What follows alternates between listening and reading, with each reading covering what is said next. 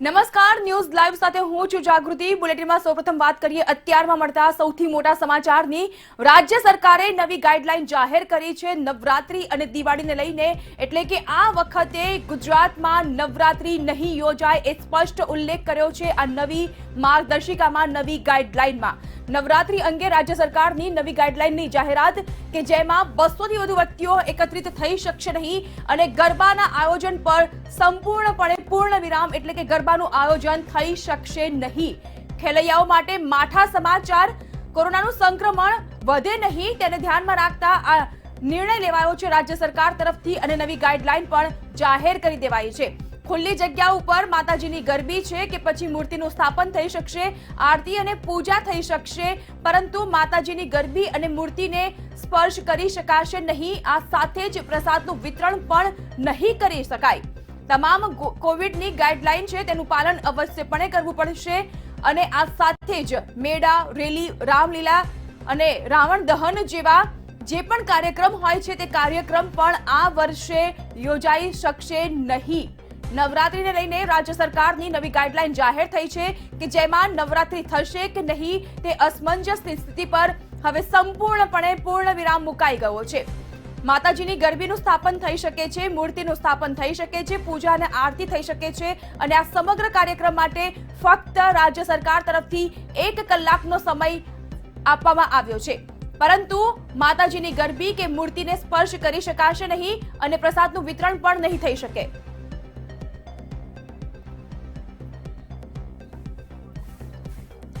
તો આ સમગ્ર મામલે રાજકોટથી અમારા સંવાદદાતા ધ્રુવ કુંટેલ અને સુરતથી અમારા સંવાદદાતા સંજય મહંત જોડાયા છે। સૌથી પહેલા ધ્રુવ, તમને પૂછવા માંગીશ કે જે પ્રકારે રાજ્ય સરકારની નવી ગાઈડલાઈન જાહેર થઈ ચૂકી છે અને નવરાત્રી ઉપર પૂર્ણ વિરામ, આ વર્ષે નવરાત્રીનું આયોજન નહીં થાય, કેવો છે રાજકોટમાં ખેલૈયાઓનો માહોલ અને કેવા પ્રકારની સ્થિતિ?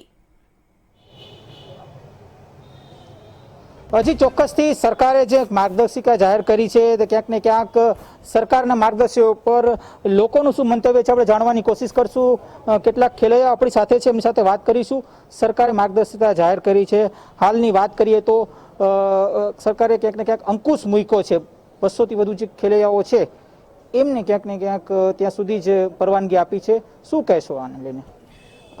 અત્યાર સુધી કંઈ 200 જણા કે એટલાની ભેગા થવાની છૂટ નહોતી, તોય આટલા કેસ વધે છે રાજકોટમાં। તો મારા ખ્યાલ પ્રમાણે અત્યારે નવરાત્રિમાં આપણે ઘરે રહીને આરાધના કરી વધારે સારું રહેશે। ખેલૈયાએ પોતાનો અને પોતાના કુટુંબીજનોનો વિચાર કરવો જોઈએ અને ઘરે રહીને જ આરાધના કરવી જોઈએ ભગવાનની।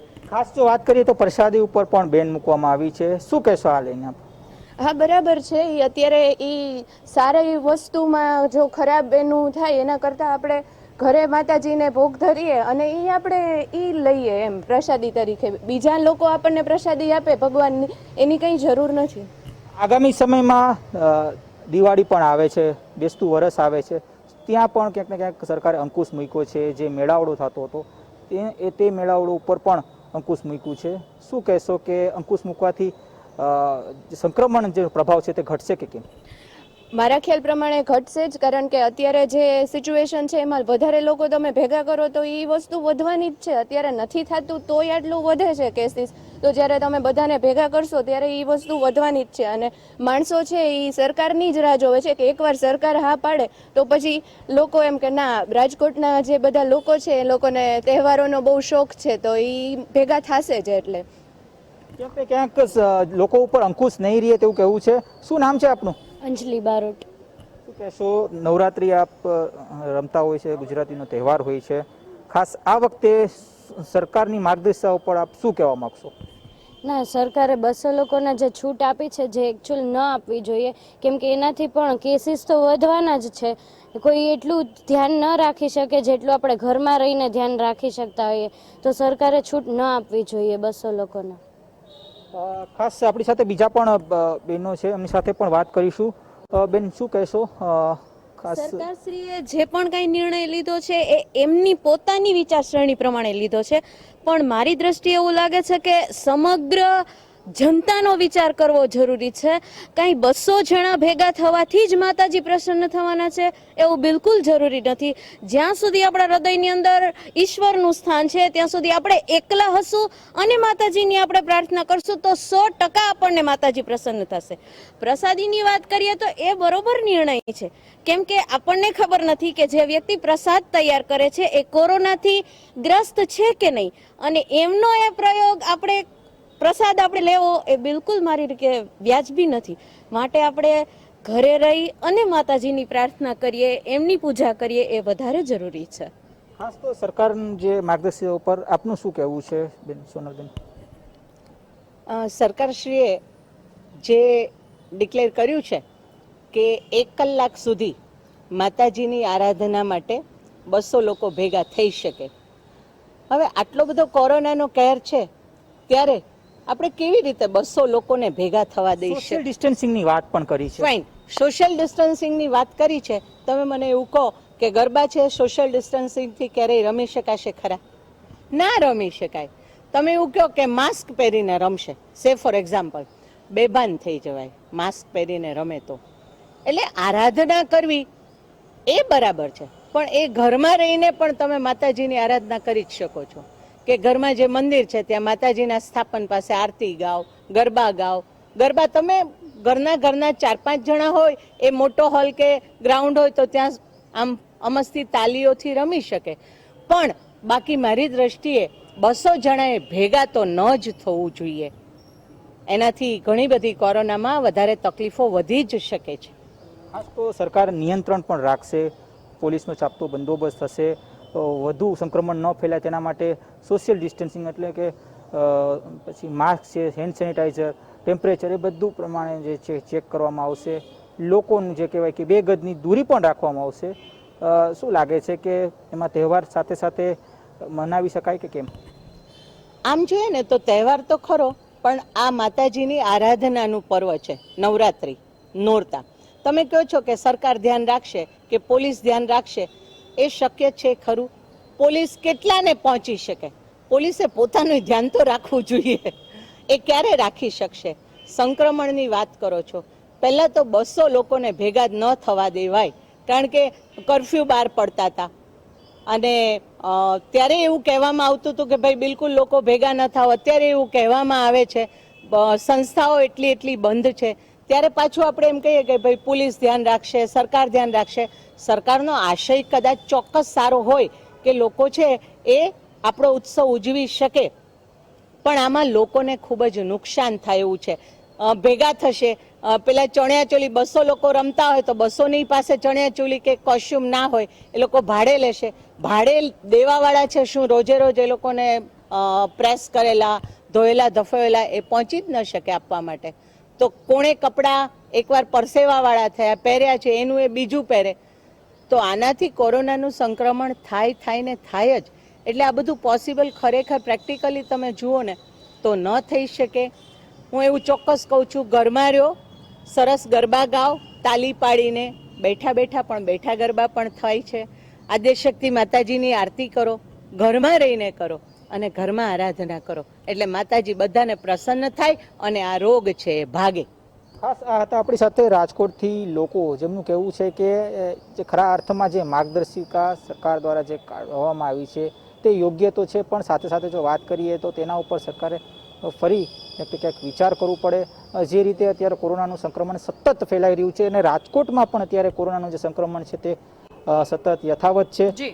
કહી શકાય કે અનેક પ્રશ્ન છે તે અત્યારે ઉત્પન્ન થઈ રહ્યા છે. સરકારની માર્ગદર્શિકા ઉપર પણ અત્યારે ક્યાંક ને ક્યાંક પ્રશ્નાર્થચિહ્ન આપણે સુરત જઈએ. સુરતથી સંજય મહંત જોડાયેલા છે. સંજય, આપણે રાજકોટના જે વ્યક્તિઓ છે તેઓનું મંતવ્ય લીધું, હવે સુરતની જો વાત કરીએ તો સરકારની આ જે ગાઈડલાઈન છે તેને લઈને સુરતી લાલાઓ શું કહી રહ્યા છે?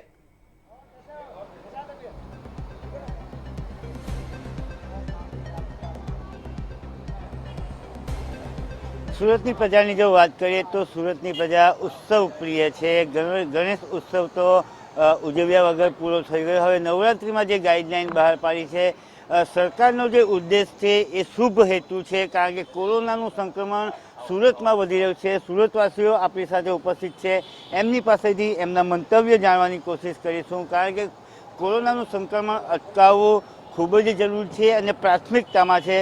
ધર્મેશભાઈ, સરકારે જે ગાઈડલાઈન બહાર પાડી છે, નવરાત્રિ હોય કે દશેરો હોય કે દિવાળી હોય, કોઈ પણ ઉજવણી કરવા માટેની જે ગાઈડલાઈન બહાર પાડી, જે નિયમો બનાવ્યા છે, કેટલા આવકારદાયક છે? સરકારની બે મોઢાની વાત છે. કાં તો સંપૂર્ણ પ્રતિબંધ હોવું જોઈએ, પછી પોલિટિકલ ફંક્શન હોય તો પણ, કે સાંસ્કૃતિક કે સામાજિક જે પણ પ્રસંગ હોય, કાં ફૂલ પ્રતિબંધ હોવું જોઈએ, કાં પછી છૂટ આપી દો.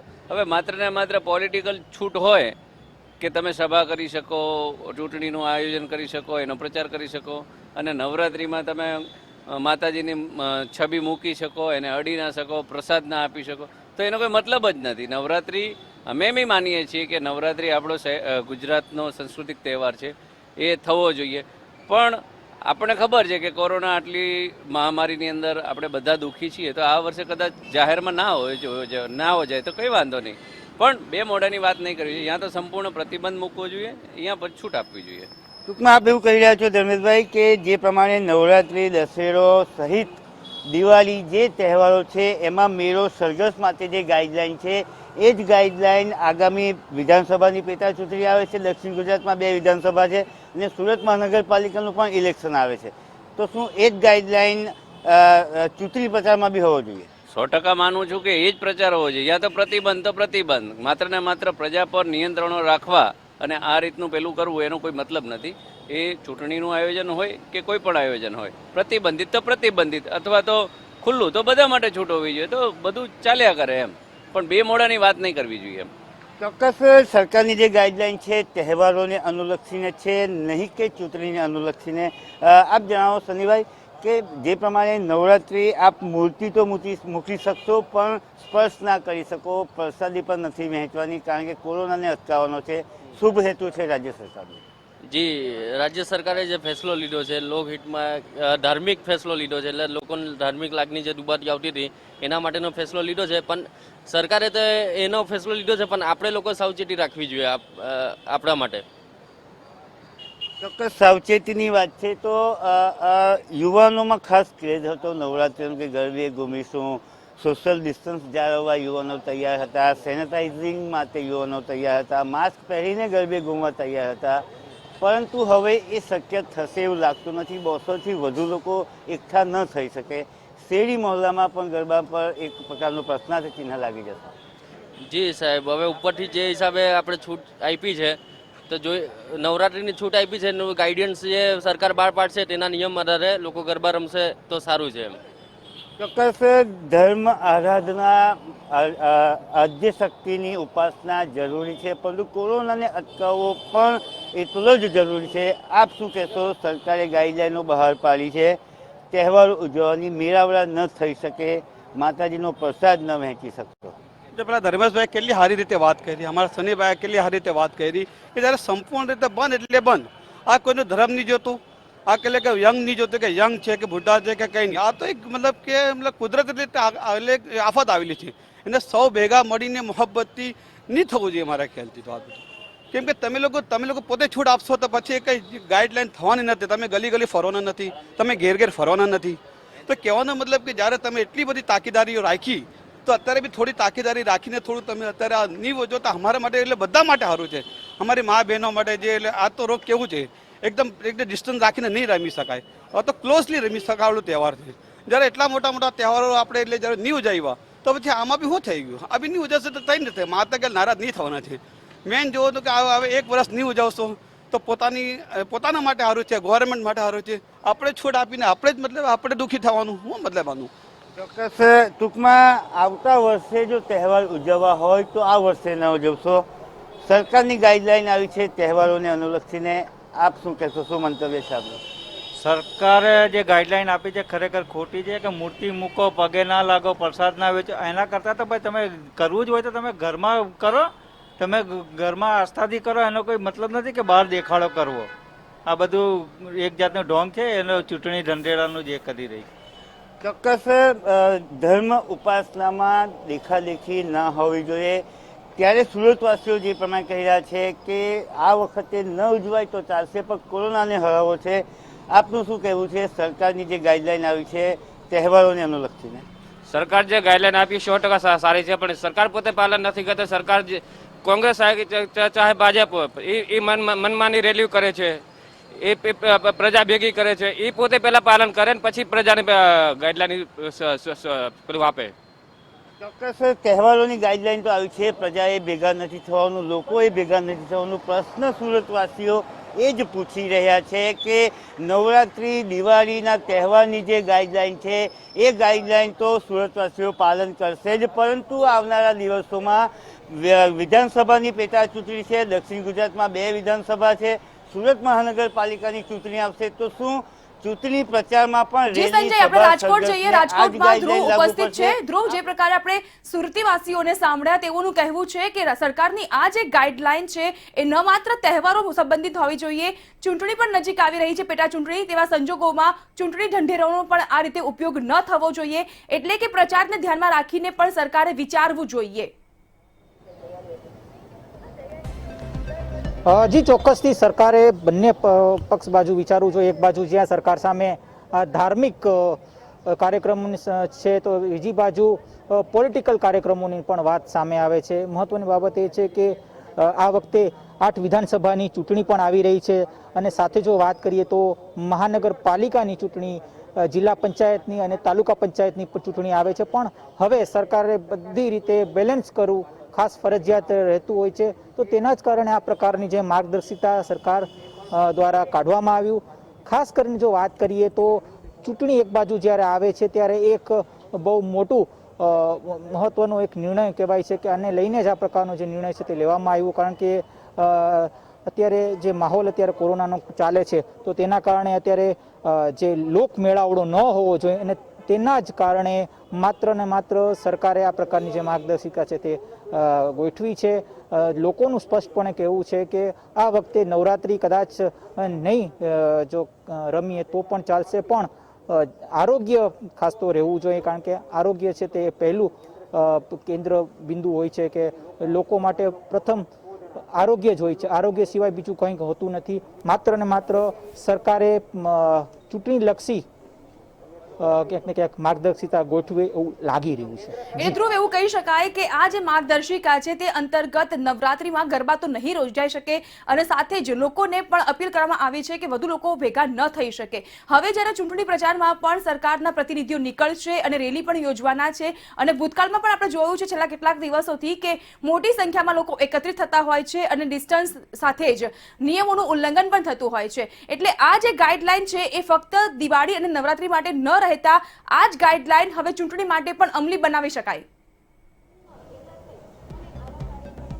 જી ચોક્કસથી આ જે માર્ગદર્શિકા છે માત્ર ને માત્ર દિવાળી હોય, દશેરા હોય કે પછી નવરાત્રી માટે નથી કે પછી બેસતા વર્ષ માટે નથી. આ જે ગાઈડલાઇન્સ છે સ્પષ્ટપણે ચોક્કસપણે આપણે જોઈએ તો એમાં જે ગાઈડલાઇન્સમાં જે ઉલ્લેખ કરવામાં આવ્યું છે એ ચૂંટણી લક્ષિત લાગી રહ્યું છે, લોકોનું એવું માનવું છે. અને સાથે જો વાત કરીએ તો એક ક્યાંક ને ક્યાંક જે તજજ્ઞો છે તજજ્ઞો પણ એવું કહી રહ્યા છે કે આ જે ગાઈડલાઇન્સ છે તે ધાર્મિકની સાથે સાથે જે અત્યારે રાજકીય જે રેલીઓ થશે તેને ધ્યાનમાં લઈને આ પ્રકારની ગાઈડલાઇન્સ બનાવવા આવી છે. હવે આગામી સમયમાં જોવાનું રહેશે કે સરકાર આમાં કઈ રીતે વર્તે છે અને આગામી સમયમાં ચૂંટણી આવે છે ત્યારે ચૂંટણી વખતે કયા પ્રકારની ગાઈડલાઇન્સ આવશે તે પણ હવે જોવાનું રહેશે. જી સંજય, આપને પૂછવા માંગીશ કે જે પ્રકારે સુરતી લાલાઓ પણ કહી રહ્યા છે કે ધાર્મિક આસ્થાને ઠેસ ન લાગવી જોઈએ અને જો ગાઈડલાઈનનું અનુસરણ કરવાનું હોય તો પછી રાજનેતાઓએ પણ આ ગાઈડલાઈનને અનુસરવી પડશે, કારણ કે એક નિયમ એવો પણ આવી રહ્યો છે કે જે લોકો ભેગા થવાના છે, જે મેળાવડાને બધું થવાનું છે, 200 લોકોની ભલે સંખ્યાની પરમિશન આપી હોય, પરંતુ સ્થાનિક વહીવટી તંત્રની પણ તેઓએ પરવાનગી લેવી પડશે.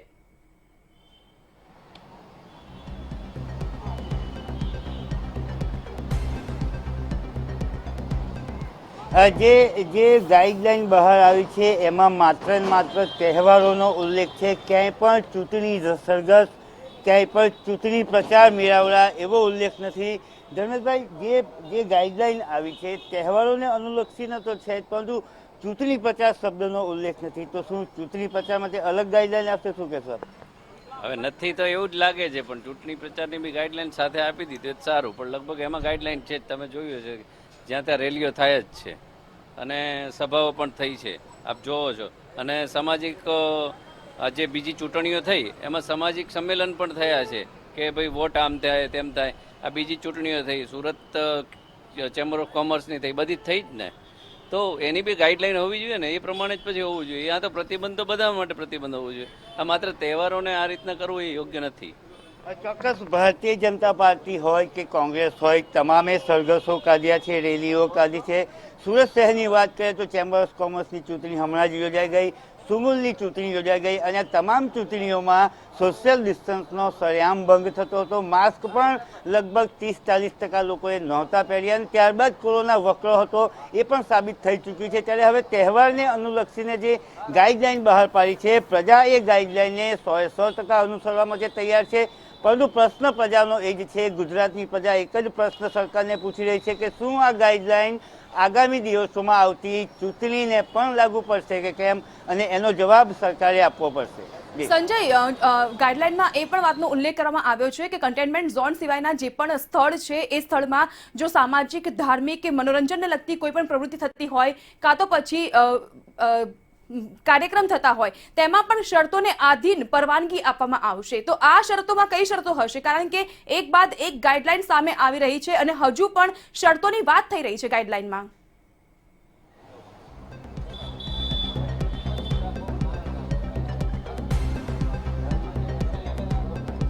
કન્ટેનમેન્ટ અને નોન કન્ટેનમેન્ટ ઝોનની જો વાત કરું તો એ માત્ર ને માત્ર કાગળ પર જ છે. જ્યારથી અનલોક શરૂ થયું ત્યારથી કન્ટેનમેન્ટ ઝોન એક બોર્ડ, એક સાઇન બોર્ડ જોવા મળે છે, પરંતુ તેમાં અવર જવર તો તમામ લોકોની ચાલુ જ છે. જો સુરત શહેરની વાત કરું તો તમામ ઝોનમાં એ પ્રકારની અવર જવર ચાલુ છે અને જે પ્રમાણે ગાઈડલાઈન આવી છે કે શરતોને આધીન હોઈ શકે અને શરતો તો એ જ હશે કે સોશિયલ ડિસ્ટન્સ, માસ્ક, સેનેટાઇઝિંગ તમામ વસ્તુનું પાલન થવું જોઈએ.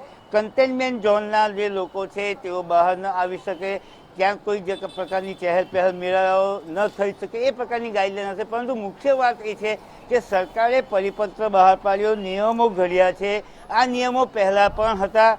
કન્ટેનમેન્ટ ઝોન, નોન કન્ટેનમેન્ટ ઝોનમાં કયા કયા નિયમોનું પાલન થઈ રહ્યું છે કે કેમ તે કોણ જોવા જશે? કારણ કે સુરતમાં તો આ પ્રકારની જ પરિસ્થિતિ છે કે તમામ કન્ટેનમેન્ટ, નોન કન્ટેનમેન્ટ ઝોન માત્ર ને માત્ર કાગળ પર જ જોવા મળી રહ્યા છે. ધ્રુવ, તમને પૂછવા માંગીશ કે આ જે નવી ગાઈડલાઈન જાહેર થઈ છે સરકાર દ્વારા, તેમાં એક વાતનો એ પણ ઉલ્લેખ છે કે લગ્ન વિધિ હોય કે મૃત્યુ બાદની અંતિમ વિધિ હોય, 100 વ્યક્તિથી વધુ વ્યક્તિઓને તેમાં જોડાવા માટેનું સ્પષ્ટ ના છે. આ સાથે જ વયોવૃદ્ધ વ્યક્તિ છે, 10 વર્ષથી નાની વયના બાળકો છે, સગર્ભા મહિલાઓ છે, તે લોકોને પણ પ્રતિબંધ ફરમાવી દેવાયો છે. આજે ચોક્કસથી જે 10 વર્ષથી નાની વયના જે બાળકો છે અને 65 વર્ષથી જે ઉપરના જે વડીલો છે તેઓને ક્યાંક ને ક્યાંક કોઈ પણ પ્રકારની જે પરવાનગી છે તે તેમના માટે નિષેધ છે. મહત્વની બાબત એ છે કે જે માતાજીની આરાધના માટે જે સરકારશ્રીએ જે છૂટ આપી છે એ છૂટને લઈને આ પ્રકારનું જે માર્ગદર્શિકામાં સ્પષ્ટપણે ઉલ્લેખ કરવામાં આવ્યું છે. સાથે જો વાત કરીએ તો ક્યાંક ને ક્યાંક જે આજે માર્ગદર્શિકામાં અલગ અલગ જે નોર્મ્સ છે એ નોર્મ્સને સ્પષ્ટપણે લોકોએ ધ્યાન રાખવું પડશે. હવે આગામી સમયમાં તહેવારો આવી રહ્યા છે, એટલે કે નવરાત્રિ જ્યારે 16 તારીખે જ્યારે યોજાવાની છે ત્યારે જે આરાધનાને લઈને અત્યારે સરકારની જે ગાઈડલાઇન્સ છે તે ખૂબ જ મહત્ત્વની છે.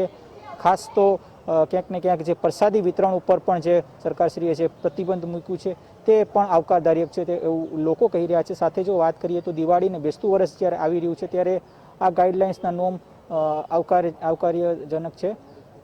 એક કહી શકાય કે એક બાજુ જ્યારે લોકો અનલોકમાં અત્યારે તબક્કો ચાલી રહ્યો છે, તબક્કામાં જે ચાલી રહ્યા છે, તો બીજી બાજુ લોકોને એવું કહેવું છે કે આ જે ગાઈડલાઇન્સ છે તે ક્યાંક ને ક્યાંક સ્પષ્ટ પણ નથી અને સ્પષ્ટપણે કરવા માટે ક્યાંક ને ક્યાંક સરકારે આના ઉપર હજુ વિચાર કરવું જોઈએ. કારણ કે કોરોનાનું સંક્રમણ સતત વધી રહ્યું છે અને તેના જ કારણે અત્યારે સરકારે જે ગાઈડલાઇન્સ જાહેર કરી છે તે ચૂંટણીલક્ષી પણ લાગી રહ્યું છે. જી સંજય, તમને પૂછવા માંગીશ કે જે તહેવાર આવી રહ્યા છે તેને લઈને જે સ્થાનિક વહીવટી તંત્ર છે તેની પૂર્વ મંજૂરી લેવાની પણ આ ગાઈડલાઈનમાં વાત છે અને જો સંચાલકો દ્વારા, સ્થાનિક વહીવટ તંત્ર દ્વારા કોઈ ખમી કાં તો કચાશ રહી જશે તો તેઓની સામે પગલાં ભરવામાં આવશે તેવી પણ વાત થઈ રહી છે. લાગી રહ્યું છે કે સરકારની આ ગાઈડલાઈનનું ચુસ્તપણે પાલન થશે, કારણ કે જાહેરમાં તહેવારોની ઉજવણી કરવા માટે પણ લોકો થનગની રહ્યા છે.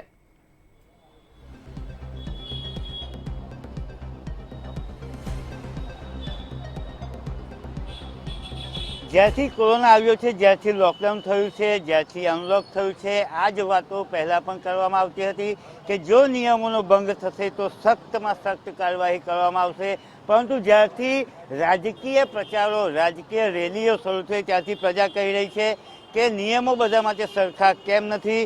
ધર્મેશભાઈ, જે પ્રમાણે સરકાર કહે છે કે જો નિયમોનો ભંગ થશે તો સખ્તાઈથી કાર્યવાહી કરવામાં આવશે, એટલે તમામ નિયમોનું પાલન કરવાનું છે. ગાઈડલાઈન જે છે એનું શબ્દસહ પાલન પ્રજાએ કરવાનું છે, નહીં તો સજા થશે. શું કહેશો?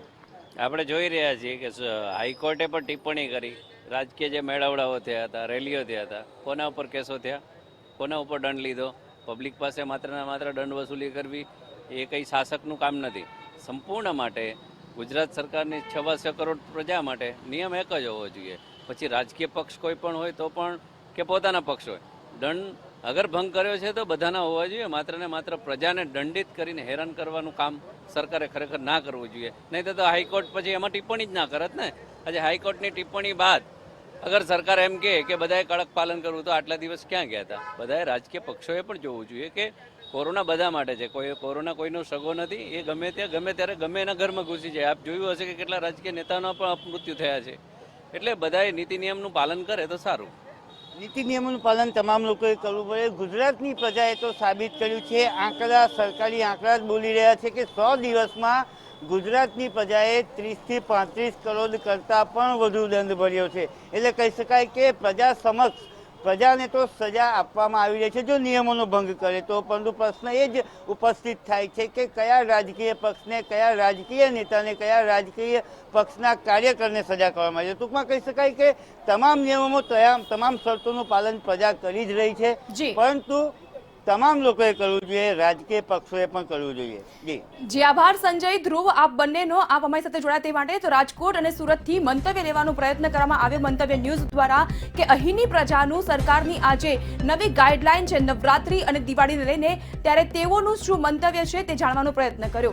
પરંતુ આ જે નવી ગાઈડલાઈન આવી છે તે ગાઈડલાઈનને લઈને એક જ વસ્તુ સામે આવી રહી છે કે આ રીતે સરકારની ગાઈડલાઈન જે બહાર આવી છે તેનું ચુસ્તપણે પાલન સરકારે પણ કરવું પડશે અને પ્રજા તો કરી જ રહી છે.